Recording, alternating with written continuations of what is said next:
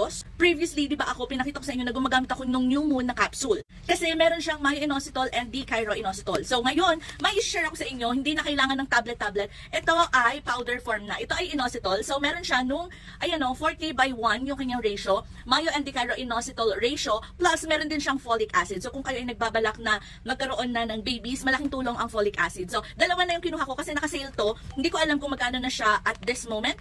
Pero kapag nakita nyo na nasa 600 to 700, i-grab nyo na. Kasi ito kung doon nagkakamali, nasa 649 pesos each. Ito siya nakuha kasi naka-sale. So ayan, may nakalagay dito, 'di ba? Optimal ratio formulated for women with PCOS. Saktong-sakto, 'di ba? So ayan, may PCOS ako. So kaya dalawa talaga yung binili ko. So nung una, hindi ko alam kung dito ko ba siya ilalagay, pero feeling ko super laki nito, super dami. Kaya itong maliit yung gagamitin ko para sakto sa isang scoop. So samahan niyo ako ngayon, lalagyan natin ng inositol itong iniinom ko.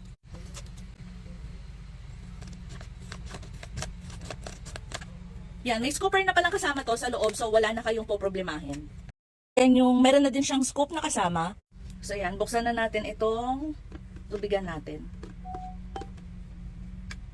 Tapos ilalagay lang natin dito yung myo-inositol na pure form. Ayan, so 1 scoop lang, tapos ayan. So isang scoop lang yon, okay na yon. Tapos shake nyo na. Kaya gusto ko yung lalagyan na ganito. Kasi halimbawa ganyan, close lang natin yung lid.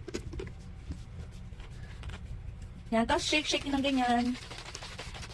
Tapos ayan, nakasama na yung pinaka-myo-inositol pure form, diba? Tsaka D-chiro-inositol dito. So ready to drink na siya. So isasama nyo lang lagi ito sa iniinom nyo. Mas okay na kung tubig.